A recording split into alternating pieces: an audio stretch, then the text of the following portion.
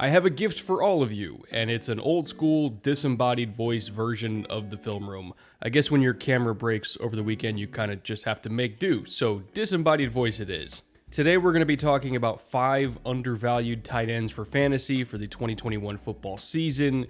I know this is something that a lot of you have been waiting for a long time for me to get to because I kind of fell behind schedule. Totally on brand for me, but these are all 5 guys that, at least in my opinion, are probably pretty underranked as it is now, even by me in my first edition of the fantasy rankings that are over on the Patreon. I'm probably going to be moving a couple of these guys up in version 2 of those rankings, which are going to be releasing either today or tomorrow. I'm not quite sure what the timing is on that yet. That is linked below, and they only cost whatever you want to pay. It can be as low as $1. Again, not really in it for the money. I'm more into it just to kind of help you guys win your fantasy leagues so that you come back next year and we just kind of keep growing this community. That's really what I'm going for here. So I'm not going to try to overcharge you for fantasy rankings that, to be honest, sometimes we're going to lose anyway due to injuries or whatever, even if we have the best rankings in the world. But with that all being said, let's move on to number 5 on my list of undervalued fantasy tight ends for this season, Donald Parham from the Los Angeles Chargers. I know that there's a little bit of trepidation about which tight end for the Chargers you should be taking in the draft. I mean, hell, even myself, I was guilty of, putting Jared Cook way above Parham here. But as camp has gone on, and of course after seeing the first preseason game, and just kind of getting a sense of how this Chargers tight end room is going to operate, I actually think that Parham is going to get a lot more snaps than maybe I initially thought. It also seems like the Chargers are going to be playing a lot of 12 personnel, which means he would be on the field anyway, and I don't really blame the Chargers for that. I mean, he's 6'8", 245. He's an absolute size mismatch on virtually every single defensive player in the league. I mean, even if they're an all-pro caliber defender, there's not really much they can do about a high ball thrown to a 6'8" tight end if they're not 6'6" to 6'8" themselves. I mean, it's just kind of physically impossible for them to stop that. So, at least in the red zone, I feel like Parham is going to be a great weapon. Even if he doesn't out-snap Cook in total, I still think that he might actually out-produce him, at least when it comes to touchdowns. In terms of total yardage and receptions, again, there's a lot of factors that go into that. How much 12 are they playing? How much 11 are they playing? How much are they even featuring Cook to begin with? That I don't really have a good sense of yet. But at least down in the red zone, I do believe that Parham has a pretty defined role, and I think that we can chalk him up for at least 6 touchdowns this season, and everything else on top is kind of gravy. Number 4 on this list is another tight end that has a little bit of a murky situation in terms of snap count and all that, and that is Irv Smith Jr. from the Minnesota Vikings. But the main reason why I'm including him in this list is that he has a fantastic connection with Kirk Cousins. I know that Irv is not going to be featured in the passing game as much as, say, Justin Jefferson or Adam Thielen, maybe even Dalvin Cook if we're counting all the screens and option routes that he runs and all that kind of stuff.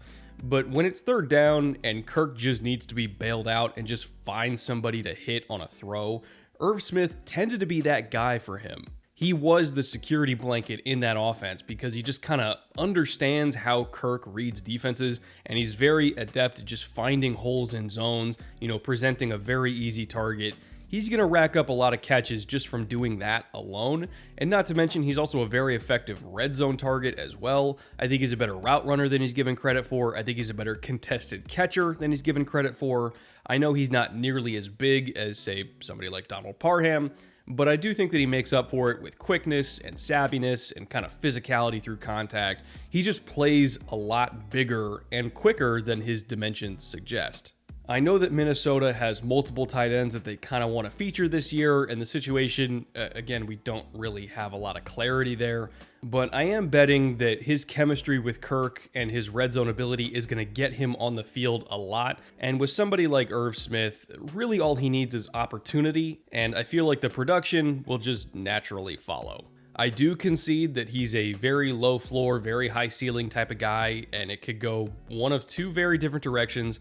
I'm not blind to that, but if I had to gamble in terms of where he lands on that spectrum, I do think he's going to end up a lot closer to his ceiling this year than to his floor.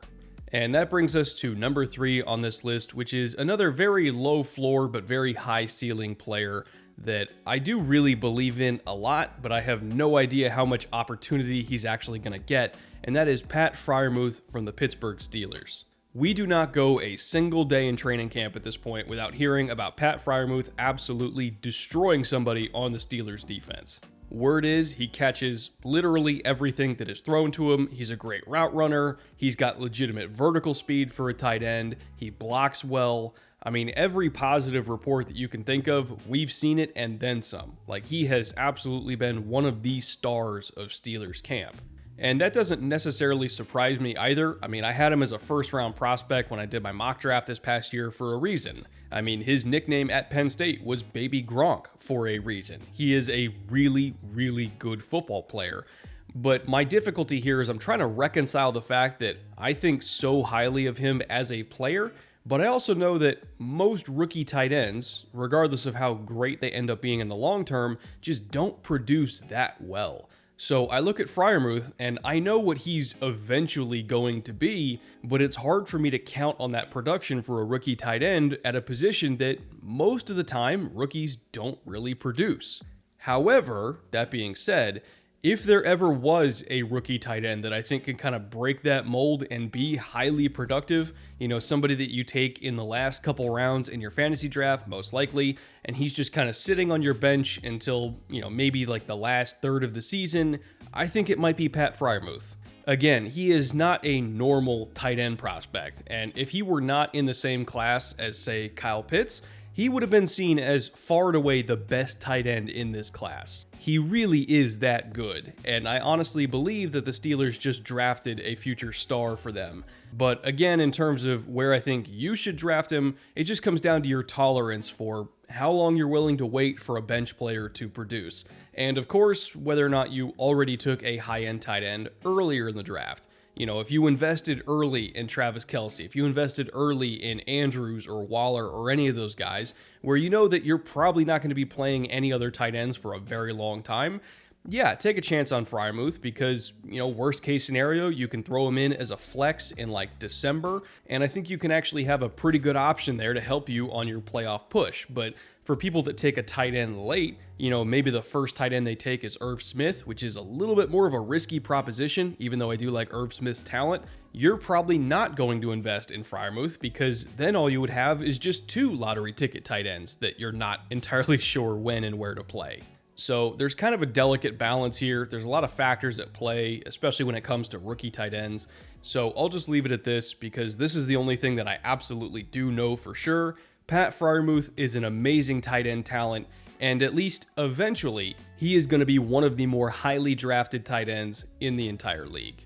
Now, before I get to number 2 on this list, I do kind of want to mention that the first 3 guys I talked about, Donald Parham, Irv Smith Jr., and of course Pat Friarmuth just now, all of those guys, at least from week to week, are very low floor but very high ceiling plays, particularly because they can score a lot, and I feel like their overall fantasy production is going to be very touchdown dependent. Those are the types of tight ends that you never really know when to start and when to sit. And if you're really tired of that kind of fantasy experience where you kind of hate just guessing wrong and it ruining your entire week, I do want to remind you that I am sponsored by Underdog Fantasy this season, which specializes in best ball leagues. And in best ball, you don't really have to worry about guessing right or guessing wrong. Just whoever on your roster gets the most points at any given position, those are the points you're going to get credit for. That's why they call it best ball. It helps to kind of take the annoying parts of being a fantasy owner out of the equation, getting dicked over by injuries in the first quarter, guessing incorrectly on if you should start Ramondre Stevenson or Sony Michel. All of these just little things that, at least for me, just bug me when I'm playing fantasy football. I like to focus more on just being a good drafter and having good off-season preparation and being rewarded for that preparation during the season and not just kind of letting the fantasy gods decide who wins and who loses. And Underdog is great for that. If you're interested in trying out this format for fantasy, you can use my promo code down in the link in the description below. That is promo code Brett. And on your deposit, you will get $25 free to use on the platform in any league you want. You can even use it to enter their $3.5 million Best Ball Mania tournament, which has $1 million to first prize. It's the biggest best ball tournament ever, and you can get into it for free. So again, if you're interested in playing best ball or at least trying it out, use my promo code down below and get some free money for it. And now, with all that being said, let's move on to number 2 on our list of undervalued tight end prospects, and that is Cole Comet from the Chicago Bears. I'll be honest, a lot of my value for Comet is tied to the fact that I do think that Justin Fields is going to be starting sooner rather than later. And Fields, at least going back to his time at Ohio State, was very good at working with big body receivers like Comet. He's deadly accurate deep down the field, he's great at throwing back shoulder fades, and he's very good at kind of leaving the ball high where only a guy like Comet can go get it. So even when he's covered, he's not really covered. We saw Jeremy Ruckert from the Buckeyes, who, in my opinion, is one of the best tight ends in all of college football. He heavily benefited from Fields' accuracy last year, and I think that Comet is going to be that kind of beneficiary this year. Plus, I do think that Matt Nagy makes a concerted effort to try to feature his tight ends. That's why they drafted Comet pretty high in the first place, is because he felt like he wanted to get his own version of Travis Kelce. And I'm not saying that Comet is Travis Kelce. They're worlds different in terms of talent. But I do think that Nagy envisions that kind of role for Comet where, you can put him outside as like an isolated receiver in 3-by-1 and say, go win. Like, I think that he can use his size and physicality to go win that one-on-one matchup, which not a lot of tight ends can do. You can use him as a big slot if you want to. You can throw screens to him because he's a very physical runner after the catch. There's just a lot of different ways that you can use a talent like Cole Comet. And at least this offense, in my opinion, is going to do a good job of maximizing those talents. Throw in the fact that his quarterback situation, regardless of who is starting between Dalton and Fields, is going to be upgraded no matter what over it was last year. I mean, I think that there's no debate that either Dalton or Fields is a better option than either Mitch Trubisky or Nick Foles. No matter what, he's going to have a more effective quarterback throwing him the ball, and that is very, very valuable to me. So yeah, I'm pretty big on Cole Kmet this year. I think he's going to be one of the more reliable tight end options in the entire NFL. And if you're not getting one of those first batch of guys, the Kelce's, the Wallers, the Kittles, you know, that big trio, you can throw in Mark Andrews in there. If you miss out on that group, look for Cole Kmet later, because I do feel like he's going to be a very reliable option. And that brings us to number one on our list of undervalued tight ends for fantasy this season. And this is somebody who I feel, you know, people kind of forgot how good he is as a player because he's had some durability concerns. But when he's on the field, I do think that Hunter Henry is one of the better tight ends in the NFL. He's got great hands. He's a very reliable target over the middle. Obviously, he doesn't have the juice of some of the other guys in the league. You know, Wallers, Kittles, like he doesn't run 4.5 or 4.4 like those guys. But I do think that he's a crafty route runner, very reliable, blocks decently well. So I do think that he is going to get a pretty sizable snap count advantage compared to Jonnu Smith because of that. He just flat out is a better blocker. And not to mention that this is an offense that likes to feature their Y tight end a lot. And Hunter Henry, at least in my opinion, is going to end up playing their starting Y spot. He's going to get a lot of opportunities to go win on fade balls. He's going to get a lot of red zone opportunities. I think he's going to get work in the screen game. I think they're going to run him on like those deep over routes off play action that they love so much. He's going to get opportunity because I do feel like when you look at their actual wide receiver core, they don't have a whole lot of reliable options there outside of, you know, maybe Jacoby Myers and Nelson Aguilar either. Like if I'm Josh McDaniels and I have to scheme something up on 3rd and 7 to get us out of a jam, am I going to call something where Nelson Aguilar is the primary, or am I going to call something where Hunter Henry is the primary? At least for me, I'm going to call on Hunter Henry because I think that he can make the play. So I do think that he's going to get a lot more volume than maybe people are anticipating. And again, as long as he stays healthy, I do think that he can pay off those opportunities. Again, Henry's the kind of tight end that you just kind of keep in your back pocket and you save him for when you're not going after that early initial group of star tight ends. You can really probably wait a long time to take Hunter Henry. But if you do get him late, I think that you can probably sneak your way into getting a starting caliber tight end, meaning one of the top 10 to 12 scorers at the position in the entire NFL for probably not that high of an investment. So that'll do it for today. Again, thank you for your patience with my camera not working. Hopefully this format, as kind of a little bit of a throwback, was a nice little change of pace for you guys. I'm going to have one more fantasy episode coming out this week on my underrated quarterbacks, and I bet you can probably guess who a couple of those are going to be, but I won't spoil it for you. I'll see you guys back here soon with probably another disembodied voice video until we get this issue fixed. But yeah, thank you for hanging in there. I'll see you guys soon. Check out the rankings down in the Patreon. Again, they cost whatever you want to pay, even as low as $1. And I'll see you guys back here shortly. Later.